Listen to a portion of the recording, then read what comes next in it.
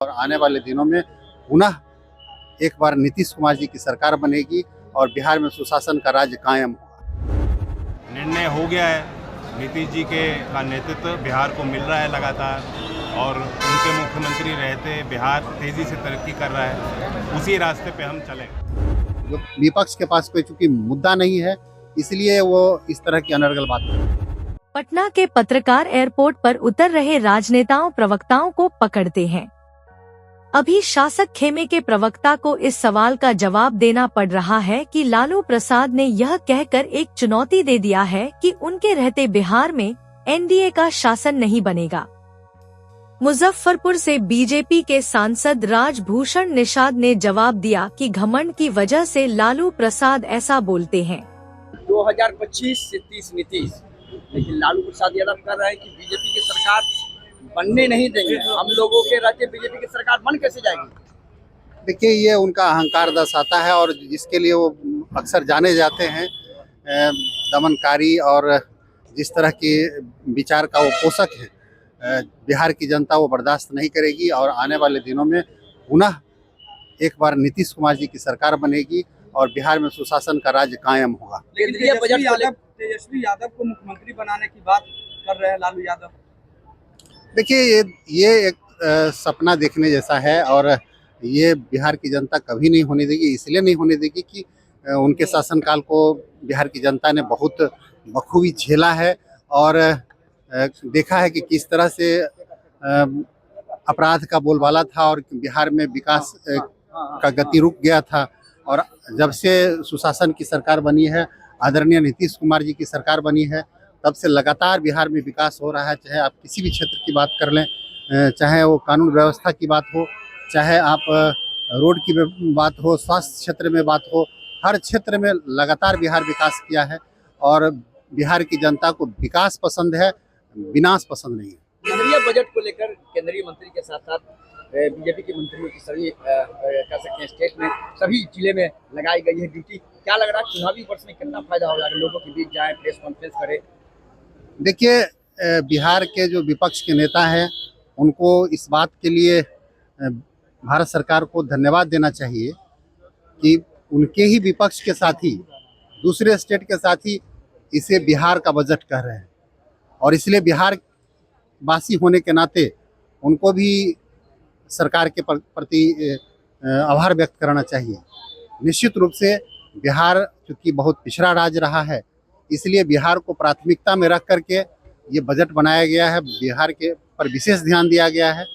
इसलिए विपक्ष के पास कोई चूँकि मुद्दा नहीं है, इसलिए वो इस तरह की अनर्गल बात कर रहे हैं। निश्चित रूप से बिहार के विकास के लिए उन्होंने जिस तरह का काम किया है, लगातार इतनी बार बिहार में रहे, तब से लगातार बिहार का विकास हुआ है। तो विपक्ष के पास चूँकि कोई चेहरा नहीं है, तो विपक्ष लगातार प्रयास कर रहा है कि हम इशारा करके बुलाएं, अपनी तरफ बुलाएं उनको, लेकिन वो समझते हैं कि अगर बिहार का विकास करना है तो हमको एनडीए को इंटैक्ट रखना होगा। देखिए, जो लोग खुद परिवारवाद में लिप्त हैं और दूसरे के बारे में अभी सिर्फ अटकलें हैं, तो उनको बेचैनी हो रही है। जो आज तक परिवारवाद के पोषक जो पार्टी रही है, वो खुद आज इस बात का पहले वो जवाब दें कि उनके बच्चे जो अयोग्य बच्चे हैं वो जब आ सकते हैं, कोई भी आ सकता है। सिर्फ इस आधार पर कि वो नीतीश कुमार जी के बेटे हैं, उनको राजनीति से वंचित नहीं किया जा सकता है, ये समझना चाहिए। जयंत चौधरी ने स्पष्ट किया कि प्रधानमंत्री और बीजेपी नेतृत्व के साथ यह तय हो चुका है कि नीतीश कुमार ही सबसे अच्छे ढंग से राज्य का विकास कर सकते हैं, क्योंकि योजनाओं का और सहयोग का सही उपयोग करके भी नीतीश कुमार बिहार का बेहतर विकास कर रहे हैं। जनता नीतीश कुमार के नेतृत्व में ही सरकार बनाएगी। सर, क्या कुछ कार्यक्रम है? पटना पहुंचे हैं आप। आज पटना के आईआईटी में दीक्षांत समारोह में मैं भाग लूंगा और आज शाम को मुख्यमंत्री जी ने भी समय दिया है, तो बिहार राज्य में शिक्षा संबंधी और कौशल विकास के लिए जो केंद्रीय परियोजना है, उसकी भी समीक्षा करेंगे। कैसे केंद्र सरकार की योजनाओं का लाभ बिहार के जन जन को पहुंच सकता है, इस पे हम सबके प्रयास जारी हैं। मिल रहा है। यहाँ भी चुनाव है सर, आरजेडी सुप्रीमो हैं लालू प्रसाद यादव, उन्होंने कहा है कुछ दिन पहले कि बीजेपी की सरकार यहाँ बन नहीं सकती है, हम लोग बनने नहीं देंगे, दिल्ली में जो हुआ है उसका असर नहीं पड़ेगा यहाँ सर, कैसे देखते हैं सर?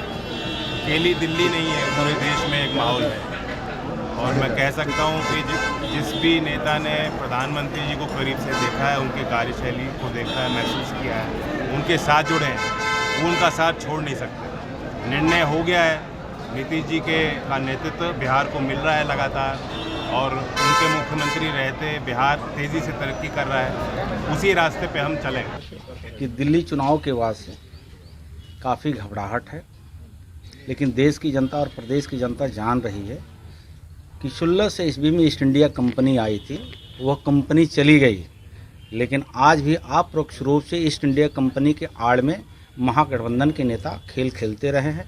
अब बिहार के और देश की जनता सजग हो जाइए, अध्यक्ष बदल ले उससे काम चलने वाला नहीं है, रिमोट कंट्रोल तो उन्हीं के परिवार में रहता है। श्री तेजस्वी यादव जी, श्री लालू प्रसाद यादव जी, श्रीमती राबड़ी जी जितना बात कर ले जनता की, लेकिन जनता की जनादेश जब उनके पक्ष में आता है तो बेटा ही सत्ता में, माँ ही सत्ता में। ये क्यों? एक तरफ संविधान के नाम लेकर के, बाबा साहब अम्बेडकर के नाम लेकर के आप जनता के बीच में दो धारू तलवार आप लोग चलाते हैं, गुमराह करते हैं। ये बिहार की जनता जान चुकी है। नाम भी अजीब है, कृष्णा अल्लाह वर्ड। श्री लालू प्रसाद यादव जी उसका संधि विच्छेद करेंगे। एक बार आए थे, प्रदेश का उनका प्रभारी थे भक्त चरण दास जी, उनको लालू प्रसाद यादव जी ने कहा था ये भक्त चुनहर दास हैं, तो शायद उनके डिक्शनरी में ऐसे ऐसे बातें आती है।